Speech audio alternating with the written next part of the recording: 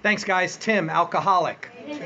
If we could, we're on doing step 10 tonight, and that means that in the big book we are on page 84, second paragraph, starting this thought, and we're going to be only reading through page 85 up to the very bottom, the third line from the bottom. So just a page and a half from there. But we are going to supplement those thoughts with reading step 10 in the 12 and 12, which of course is page 88 to 95. And I was given a gift last week, and it was Drop the Rock, the Ripple Effect. Now, those of you who are familiar with Drop the Rock, it focuses on steps 6 and 7, very important steps. This is supplemental to that, and it's focusing on step 10 in relation to steps 6 and 7, and I'm just going to read one paragraph from there, and that's also just to whet your appetite. With that being said, I'm going to get started. Page 84 in the big book. This thought brings us to step 10. Well, what thought? Well, it's the paragraph right before it, and that is our 9th step promises. And basically what it's saying is that if you do the work, if you work for them, everything will materialize that we read in page 83, 84, which are the 9th step promises. All of that will come true. They will materialize if we work for them. So this thought, that thought we just discussed, which suggests we continue to take personal inventory. That sounds like step 4 to me. And continue to set right any new mistakes as we go along. Sounds like 9 to me. So steps 4 and 9 are part of 10. We vigorously commence this way of living as we cleaned up the past. We have entered the world of the Spirit, capital S. So it is a spiritual term. Our next function is, so after we get sober, our next function is to grow in understanding and effectiveness. That's the purpose of living in 10, 11, and 12. We get sober doing the first 9. We stay sober 10, 11, and 12. We grow in our sobriety 10, 11, and 12. This is not an overnight matter. It should continue for a lifetime. Here's the suggestions it makes. Continue to watch for selfishness, dishonesty, resentment, and fear. Sounds like step 4. When these crop up, we ask God at once to remove them. Steps 6 and 7. We discuss them with someone immediately. Step 5. And make amends quickly if we have harmed anyone. Step 9. Then we resolutely turn our thoughts to someone we can help. A little bit like 12, but is it 12? No. We resolutely turn our thoughts to someone we can help. We didn't actually do it yet.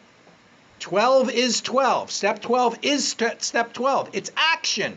This is us deciding where the service is that we're needed. But we didn't actually do it yet.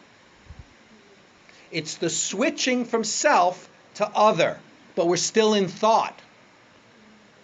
Love and tolerance of others is our code. And we have ceased fighting anything or anyone, even alcohol. For by this time, sanity will have returned. So by the time we're halfway through 9, sanity will have returned. We will seldom be interested in liquor. If tempted, we recoil from it as from a hot flame. We react sanely and normally, and we will find that this has happened automatically. Why? Because we really don't have power over this. We didn't have power, small p. We searched out, we did this process, first 9 steps, to find the power, capital P. It's happened automatically. We didn't make it happen. We merely did the work to find the power. right? It's almost like indirectly it happens. Watch what it says about it. We will see that our new attitude toward liquor has been given us without any thought or effort on our part. Why? Because it's beyond choice. We're beyond human aid. We don't have choice in the matter for drinking. The only thing we have choice about doing is the steps. It just comes. That is the miracle of it. We are not fighting it. Neither are we avoiding temptation. We feel as though we had been placed in a position of neutrality, safe and protected. We have not even sworn off. Instead, the problem has been removed. It does not exist for us. We are neither cocky nor are we afraid. That is our experience. That is how we react so long as we keep in fit spiritual condition. It is easy to let up on the spiritual program of action and rest on our laurels. What's a great example of that? People that stop coming to meetings. They celebrate 1, 2, 3, 4, 5, 8, 9, 12 years. And then they say, I don't feel like drinking, drugging anymore. I don't need to go back there anymore. That's resting on your laurels. That is leaving the spiritual program of action. We are headed for trouble if we do, for alcohol is a subtle foe. We are not cured of alcoholism. What we really have is a daily reprieve contingent on the maintenance of a spiritual condition. So the spiritual condition happened in the first 9 steps. We maintain it, we grow it in 10, 11, and 12. Every day is a day when we must carry the vision of God's will into all our activities. Here's a prayer, 10-step prayer. How can I best serve thee? Thy will, not mine, be done. These are thoughts which must go with us constantly. We can exercise our, what did I harp on from day one? Self-will, self-determination is the root cause of all our problems, right? Self-centeredness. Here's a slight difference. When you live your life in an example of the prayer right above it, thy will be done, God's will, not mine, you can use your self-will to perform his guidance. So it says, we can exercise our willpower along this line all we wish. It is the proper use of the will. When we're doing God's work, our self-will can be used to perform that. So if you've decided that there is a need for a meeting at a hospital, and you start up a meeting and they say, well, gee, I don't know if we can do that, and you need insurance, and you go and you figure out how you're going to get insurance, and you need speakers, and you go out and you find speakers, and they want $50 a month, and you figure out how you're going to get the $50 a month. You're going to pass the bet. That's your self-will via God's guidance. God's guidance is allowing you to use your self-will to perform that act. Much has already been said about receiving strength, inspiration, and direction from him, capital H, who has all knowledge and power. If we have carefully followed directions, meaning done the steps, done the first 9 steps, if we have carefully followed directions, we have begun to sense the flow of his spirit into us. That's a spiritual experience, spiritual awakening. To some extent, we have become God conscious. We have begun to develop this vital 6th sense. So we're good, right? No. What's the next sentence say? But we must go further, and that means more action. So we're going to stop there tonight. We're going to switch over to the 12 and 12. We're on page 88. And we're going to read to 95. And step 10, of course. And then we're going to take the step. After we read that paragraph out of Drop the Ripple Effect, we're going to take the step. And the step, of course, is continue to take personal inventory, and when we were wrong, promptly admitted it. Again, we're in the 12 and 12, page 88. As we work the first 9 steps, we prepare ourselves for the adventure of a new life. But when we approach step 10, we commence to put our AA way of life into practical use, day by day, in fair weather or foul. So in other words, that's saying once we become sober, up through 9, now we need to take that with us into all aspects of our life. The lessons we have learned, the experience we had, we then take into all aspects of our life. Then comes the acid test. Can we stay sober, keep an emotional balance, and live to good purpose under all conditions, good and bad, right? So somebody gets sick, somebody dies, I lose my job, I get a divorce, my kid won't go to school, the dog bit me, all of those things, I don't know why I chose dog bit me, but all of those things are tests for our emotional sobriety. A continuous look at our assets and liabilities. So here it's talking about for the first time that we not only look at our liabilities, we also look at our assets, the things that are good. And a real desire to learn and grow by this means are necessities for us. We alcoholics have learned this the hard way. More experienced people, of course, in all times and places, have practiced unsparing self-survey and criticism. For the wise have always known that no one can make much of his life until self-searching becomes a regular habit, until he is able to admit and accept when he finds, and so you have to find it, and until he patiently and persistently tries to correct what is wrong. So not only do you need to become aware of it, you have to patiently and persistently try to repair it, whatever your character defect is. When a drunk has a terrific hangover because he drank heavily yesterday, he cannot live well today. But there is another kind of hangover which we all experience whether we are drinking or not. That is the emotional hangover, the direct results of yesterday's and sometimes today's excesses of negative emotion. What are they? Anger, fear, jealousy, and the like. If we would live serenely today and tomorrow, we certainly need to eliminate these hangovers. This doesn't mean we need to wander morbidly around in the past. It requires an admission and correction of errors now. Now is italicized, means it's important. Now, immediately. If you let it build up, it kind of turns into a 4th step, doesn't it? If you deal with it now, it's a 10th step. We don't let resentments build up. We recognize that we have fears about the future. We deal with it immediately. We don't let that fester, right? That's like a boil. Our inventory enables us to settle with the past. When this is done, we are really able to leave it behind us. When our inventory is carefully taken and we have made peace with ourselves, the conviction follows that tomorrow's challenges can be met as they come. Life on life's terms. We hear that in the rooms all the time. Although all inventories are alike in principle, so meaning 4th step inventories and 10th step inventories are basically the same. And they're going to give us like 4 examples of how and when we could do those. They're going to describe 4 different types. I'm going to read that sentence again. Although all inventories are alike in principle, the time factor does distinguish one from another. There's the spot check inventory, taken at any time of the day, whenever we find ourselves getting tangled up. So that's one.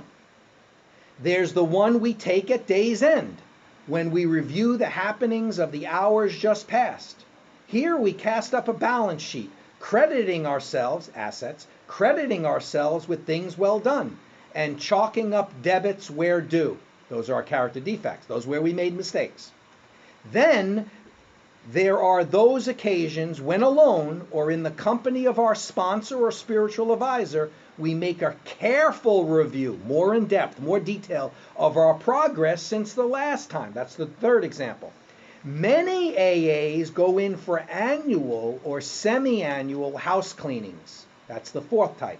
Many of us also like the experience of an occasional retreat from the outside world, when we can quiet down for an undisturbed day or so of self-overhaul and meditation. I guess that's actually 5 then.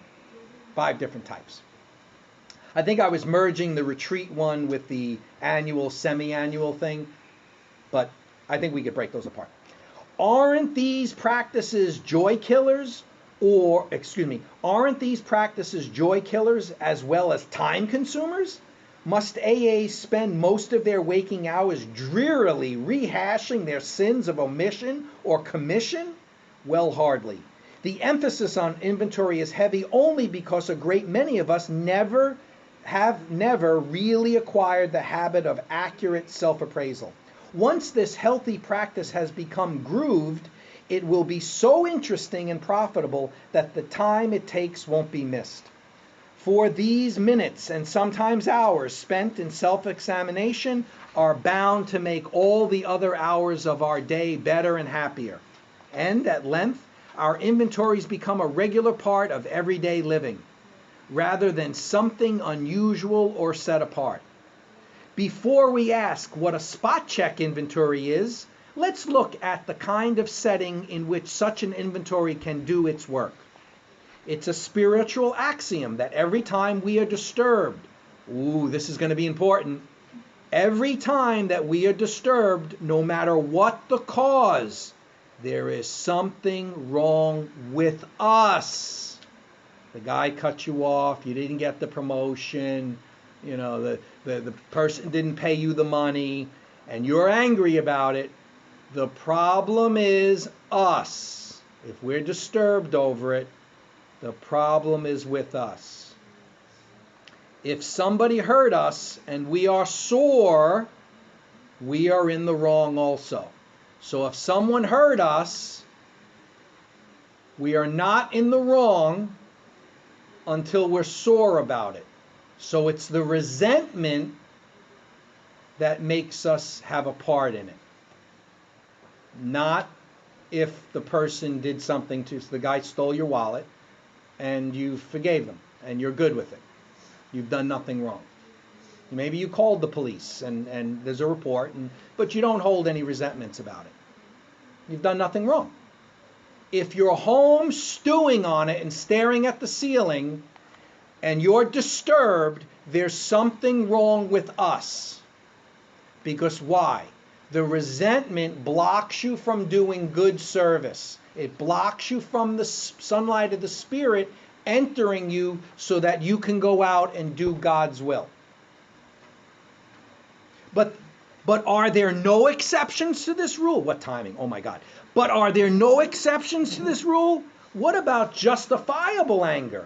If somebody cheats us, aren't we entitled to be mad? Can't we be properly angry with self-righteous folk? For us of AA, these are dangerous exceptions. We have found that justified anger ought to be left to those better qualified to handle it. So doing whatever the right thing, contacting, the police or whatever, that's a nice, healthful way of proceeding. But if we're home angry over it, that is not something that is a positive attribute. Few people have been more victimized by resentments than have we alcoholics. It mattered little whether our resentments were justified or not. A burst of temper could spoil a day, and a well-nursed grudge could make us miserably ineffective. It doesn't say miserable, it says miserably ineffective. We need to be continuing step 12, so this is blocking us from doing our life's purpose. Nor were we ever skillful in separating justified from unjustified anger. As we saw it, our wrath was always justified. Anger, that occasional luxury of more balanced people, could keep us on an emotional jag indefinitely. These emotional dry benders often led straight to the bottle. Other kinds of disturbances, jealousy, envy, self-pity, or hurt pride, did the same thing. So, resentments could lead us to the bottle because it's a dry bender, it's an emotional unbalancing. But as importantly, jealousy, envy, self-pity, or hurt pride can. They can all lead back to drinking or drugging. A spot check inventory taken in the midst of such disturbances can be a very great help in quieting stormy emotions. Today's spot check finds its chief application to situations which arise in each day's march. The consideration of long-standing difficulties had better be postponed when possible to times deliberately set aside for that purpose. The quick inventory is aimed at our daily ups and downs, especially those where people or new events throw us off balance and tempt us to make mistakes. So the mistake would be to have jealousy, envy, self-pity, or hurt pride, as is resentment. That's the mistake we'd be making. In all these situations, we need self-restraint, honest analysis of what is involved, a willingness to admit when the fault is ours, and an equal willingness to forgive when the fault is elsewhere. So in the example that I gave, we'd have to forgive the guy that stole our wallet. We'd have to do that, because if we didn't do that, we'd be stuck with the resentment. We need not be discouraged when we fall into the error of We need not be discouraged when we fall into the error of our old ways, for these disciplines are not easy.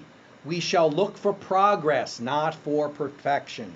Our first objective will be the development of self-restraint. This carries a top priority rating. When we speak or act hastily or rashly, the ability to be fair-minded and tolerant evaporates on the spot. One unkind tirade or one willful snap judgment can ruin our relation with another person for a whole day or maybe a whole year. Nothing pays off like restraint of tongue and pen. We avoid quick-tempered criticism and furious, power-driven argument. The same goes for sulking or silent scorn. These are emotional booby traps baited with pride and vengefulness, more character defects. Our first job is to sidestep the traps. When we are tempted by the bait, we should train ourselves to step back and think.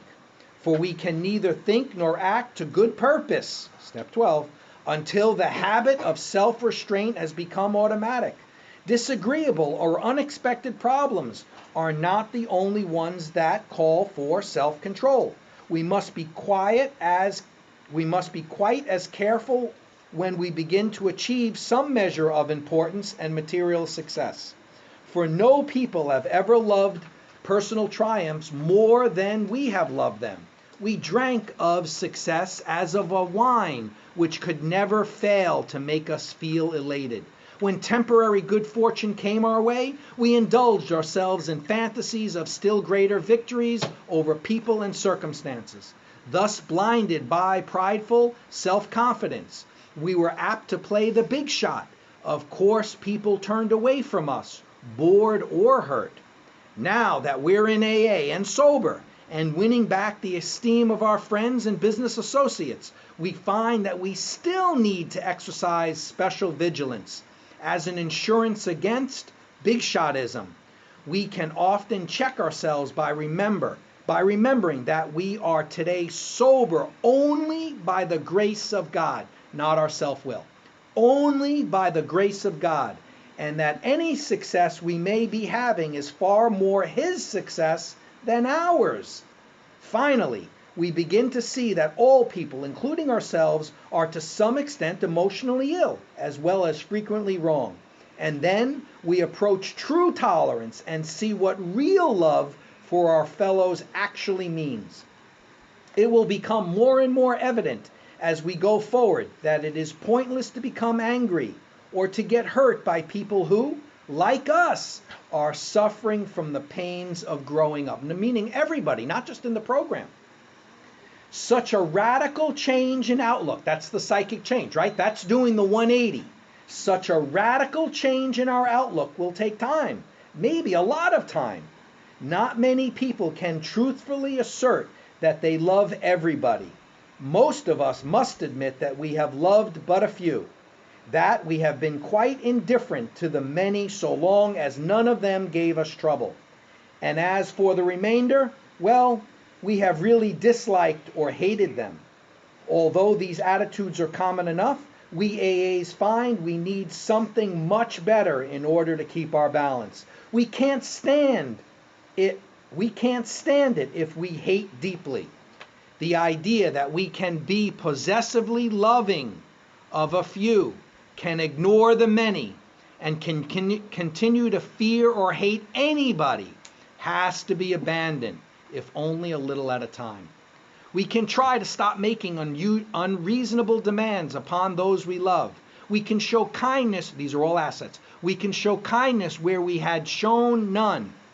With those we dislike, we can begin to practice justice and courtesy, perhaps going out of our way to understand and help them. Whenever we fail any of these people, we can promptly admit it, to ourselves always, and to them also, when the admission would be helpful. Courtesy, assets, courtesy, kindness, justice, and love are the keynotes by which we may come into harmony with practically anybody. When in doubt, we can always pause saying, this is similar to the 10th step prayer that we saw in the big book, not my will, but thine be done. And we can often ask ourselves, am I doing to others as I would have them do to me today? When evening comes, perhaps just before going to sleep, many of us draw up a balance sheet for the day. This is a good place to remember that inventory taking is not always done in red ink. So this means assets and liabilities. It's a poor day indeed when we haven't done something right. As a matter of fact, the waking hours are usually well filled with things that are constructive. Good intentions, good thoughts, and good acts are there for many to see, are there for us to see, even when we have tried hard and failed, we may chalk that up as one of the greatest credits of all, meaning trying and fail. Trying hard and failing is a great credit. Under these conditions, the pains of failure are converted into assets. Out of them, we receive the stimulation we need to go forward. So our frailties, our shortcomings, our character defects are the stimulation to do better, to grow. The trying at fixing them, repairing them, amending them, improving them, the trying at it is the progress, not perfection, but it is ultimately the thing that catapults us forward. Someone who knew what he was talking about once remarked that pain was the touchstone of all spiritual progress. That, of course, it's arguable, but that's Father Ed Dowling said that. Pain is the touchstone of all spiritual progress. How heartedly we AAs can agree with him, for we know that the pains of drinking had to come before sobriety and emotional turmoil before serenity. So what's that saying? The bottom is very important. Our bottom is very important. That is the pain, that is the stimulus that got us to where we are now. As we glance down the debit side of the day's ledger, we should carefully examine our motives in each thought or act that appears to be wrong. In most cases, our motives won't be hard to see and understand. When prideful, angry, jealous, anxious, or fearful, we acted accordingly, and that was that. Here, we need only recognize that we did act or think badly. Try to visualize how we might have done better, and resolve with God's help to carry these lessons over into tomorrow, making, of course, any amends still neglected. But in other instances, only the closest scrutiny will reveal what our true motives were. There are cases where our ancient enemy, rationalization, has stepped in and has justified conduct which was really wrong. The temptation here is to imagine that we had good motives and reasons when we really didn't. So we're looking for Delusion. We're looking for when we're lying to ourselves. That's the worst thing of all. We constructively criticized someone who needed it when our real motive was to win a useless argument, or the person concerned not being present. We thought we were helping others to understand him, when in actuality our true motive was to feel superior by pulling him down. So that's gossip. When sometimes hurt those we love, oh boy, we sometimes hurt those we love because they need to be taught a lesson when we really want to punish. We were depressed and complained we felt bad, when in fact we were mainly asking for sympathy and attention. This odd trait of mind and emotion, this perverse wish to hide a bad motive underneath a good one, permeates human affairs from top to bottom.